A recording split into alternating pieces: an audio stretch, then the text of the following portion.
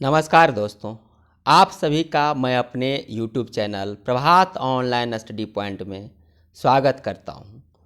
दोस्तों, मेरे द्वारा जो झारखंड श्रृंखला प्रारंभ किया गया था उसे कुछ दिनों के लिए विराम दिया गया था, जिसे पुनः प्रारंभ कर रहा हूं और आज इसके तहत झारखंड के उद्योग पार्ट 1 दिया जा रहा है, जो झारखंड के आगामी सभी परीक्षाओं के लिए अति महत्वपूर्ण साबित होगा।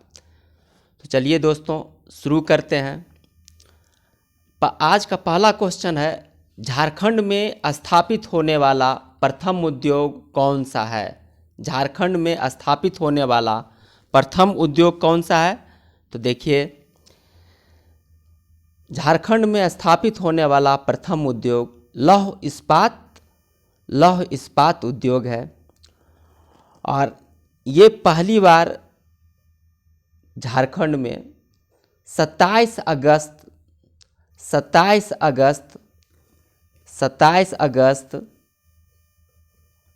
1907 को कुल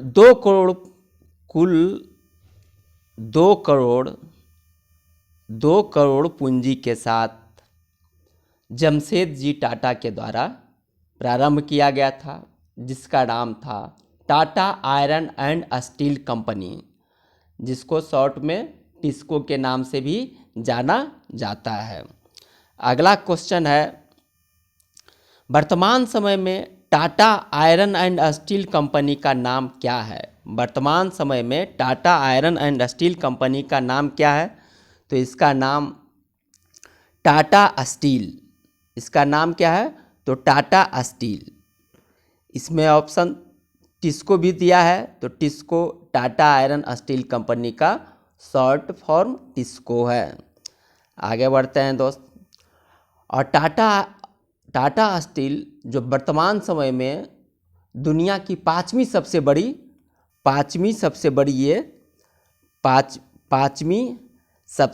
है कंपनी है।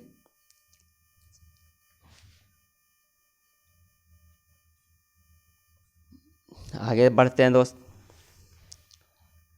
Tata iron and steel company में उत्पादन कब से प्रारंभ हुआ? Tata iron and steel company में उत्पादन कब से प्रारंभ हुआ? तो देखिए इसका ऑप्शन 1911 में उत्पादन प्रारंभ हुआ। यहाँ पिग आयरन का उत्पादन 1911 में प्रारंभ होता है, जबकि 1914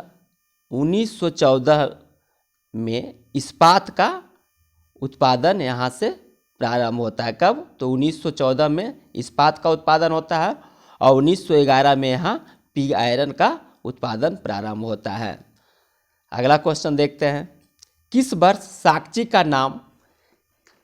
साक्ची का नाम जमशेदपुर और काली माटी रेलवे स्टेशन का नामकरण टाटा नगर हुआ? देखते हैं इसका ऑप्शन। ये 1919 में साक्ची का नाम जमशेदपुर और काली माटी रेलवे स्टेशन का नाम टाटा नगर हुआ और ये जमशेद जी टाटा के नाम पर इसका नामांकन किया गया। आगे बढ़ते हैं। Tata iron and steel company TISCO को कोयला की प्राप्ति कहाँ से होती है? Tata iron and steel company TISCO को कोयला की प्राप्ति कहाँ से होती है? तो देखिए, इसे कोयला की प्राप्ति झरिया, वेस्ट बोकारो और रानीगंज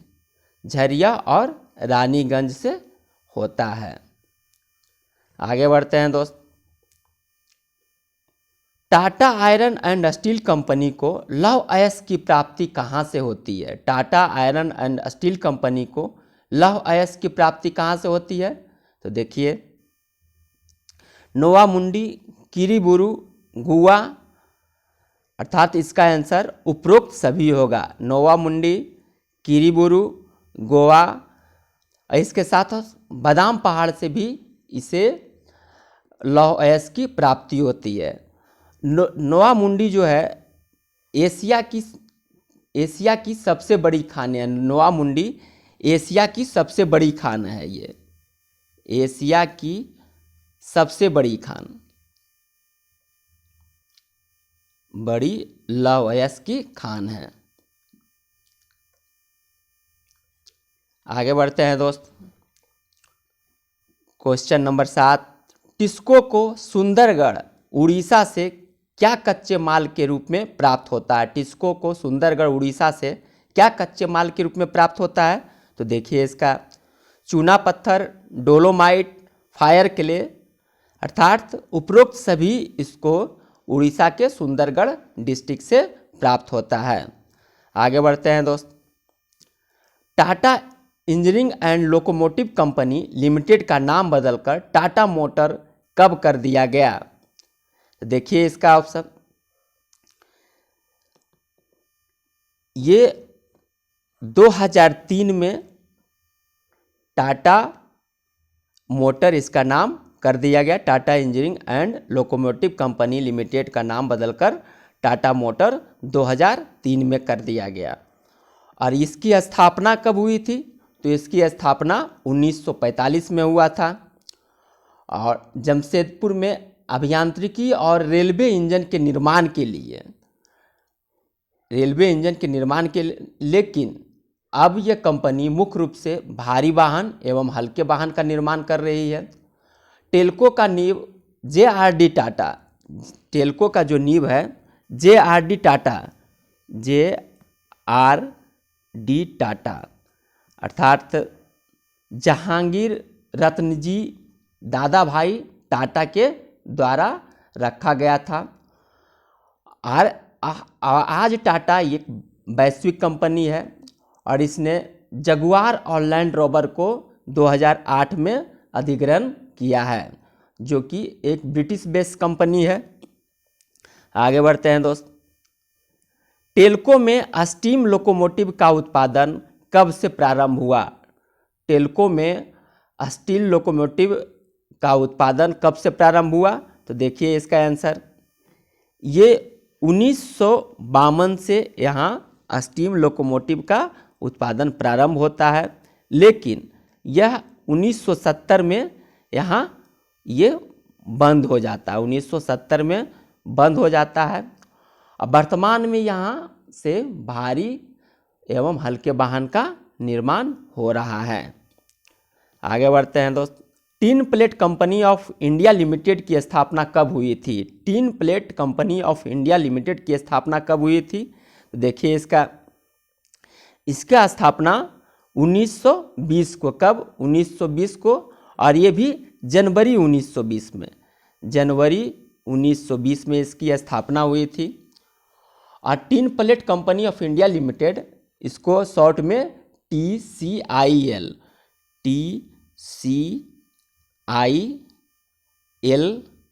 के नाम से भी जाना जाता है। ये टिस्को की एक सहायक कंपनी के तौर पर टीन की शीट्स और कॉइल्स निर्माण के लिए इसका आधार रखा गया था। और 27 दिसंबर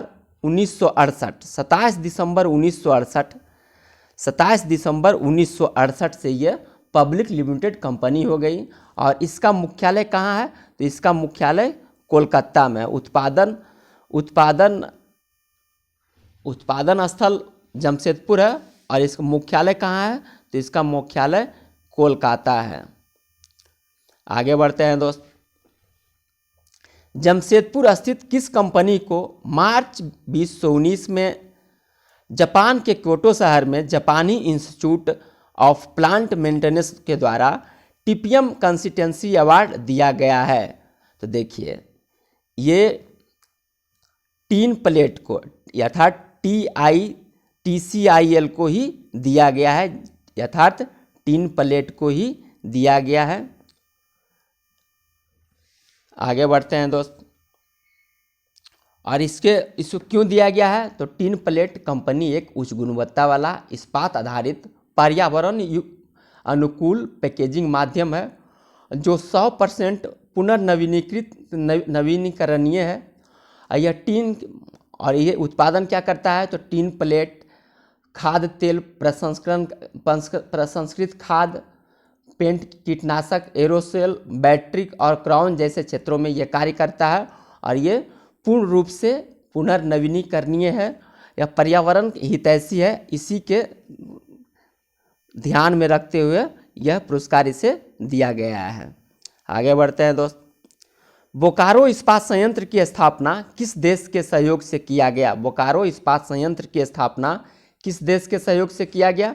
तो देखिए इसका आंसर, ये सोवियत संघ के सहयोग से, अर्थात वर्तमान रूस के सहयोग से किया गया। बोकारो इस्पात संयंत्र की स्थापना पूर्व सोवियत संघ के सहयोग से तृतीय पंचवर्षीय योजना के दौरान, कब? तो तृतीय पंचवर्षीय योजना, तृतीय 5 ईयर पंचवर्षीय योजना में, पंचवर्षीय योजना के दौरान किया गया है। और ये झारखंड के तत्कालीन धनबाद के बोकारो में किया गया था। और बोकारो डिस्ट्रिक्ट का निर्माण 1991 में होता है। पहले ये धनबाद जिला के अंतर्गत ही आता था। और ये भारत का सबसे बड़ा इस्पात संयंत्र है, सार्वजनिक क्षेत्र का सबसे बड़ा इस्पात संयंत्र ये है। ब्रिटेन के सहयोग से, इसमें देख लेते हैं, ब्रिटेन के सहयोग से किसका? दुर्गापुर का, ब्रिटेन के सहयोग से दुर्गापुर और जर्मनी के सहयोग से राउरकेला इस्पात संयंत्र का निर्माण किया गया है। आगे बढ़ते हैं दोस्त। बोकारो इस्पात संयंत्र की स्थापना कब किया गया? बोकारो इस्पात संयंत्र की स्थापना कब किया गया? तो देखिए, बोकारो इस्पात संयंत्र की स्थापना ये 1964 में किया गया। 29 जनवरी 1964 को एक लिमिटेड कंपनी के तौर पर इसे निगमित किया गया। और सोवियत संघ के सहयोग से 1965 में कार्य प्रारंभ होता है। और उत्पादन इसके 8 साल बाद, अर्थात 1972 से इसमें उत्पादन प्रारंभ होता है। उत्पादन 1972 से प्रारंभ होता है। किसी बुक में 1974 भी दिया है, लेकिन 1972 से यहाँ उत्पादन प्रारंभ होता है। और यह वर्तमान में सेल के अधीन है ये। आगे बढ़ते हैं दोस्त।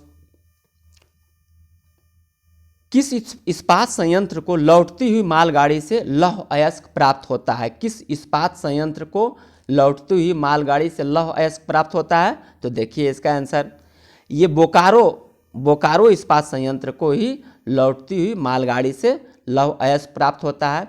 इसे लौह अयस्क की प्राप्ति मध्य प्रदेश और एमपी और उड़ीसा से होती है। कहाँ से? एमपी और उड़ीसा से होता है। और कोयला इसे प्राप्ति दामोदर नदी घाटी क्षेत्र बोकारो जिला से ही। और विद्युत की आपूर्ति इसको दामोदर निगम से ही होता है। आगे बढ़ते हैं दोस्त। इंडियन एल्युमिनियम कंपनी लिमिटेड के द्वारा मुरी एल्युमिनियम कारखाना की स्थापना कब हुई थी? तो देखिए इसका आंसर, ये 1938 में। कब? 1938 में। और गौरतलब है कि मुरी में विद्युत की पर्याप्त आपूर्ति नहीं होने के कारण यह बॉक्साइट का अंतिम उत्पाद नहीं बना पाता है, बल्कि मध्यवर्ती उत्पाद एल्यूमिना बनाता है। क्या बनाता है? तो एल्यूमिना ये बनाता है। और ये एल्यूमिना केरल के अलवाय, उत्तर प्रदेश के हीराकुंड और जैसे उद्योगों में जाता है और ये अंतिम उत्पाद वहाँ बनता है। आगे बढ़ते हैं दोस्त।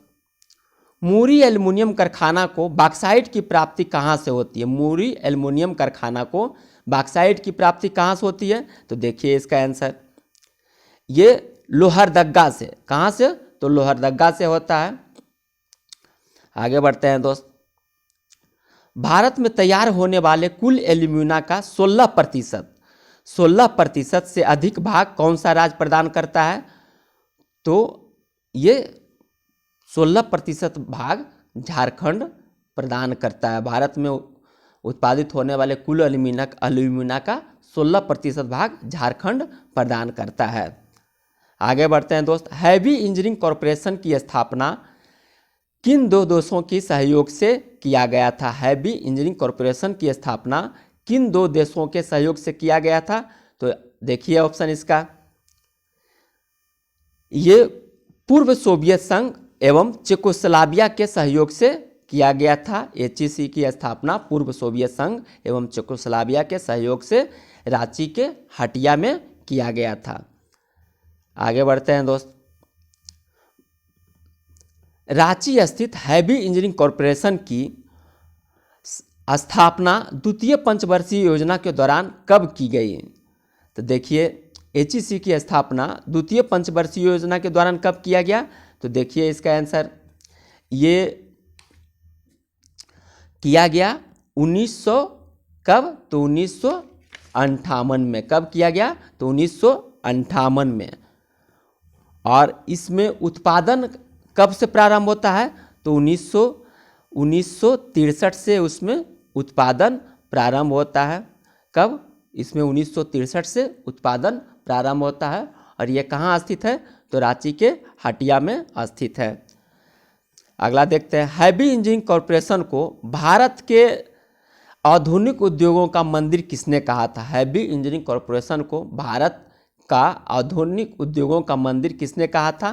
तो देखिए ये पंडित जवाहरलाल नेहरू के द्वारा कहा गया था। किनके द्वारा? पंडित जवाहरलाल नेहरू के द्वारा कहा गया था। आगे बढ़ते हैं दोस्त।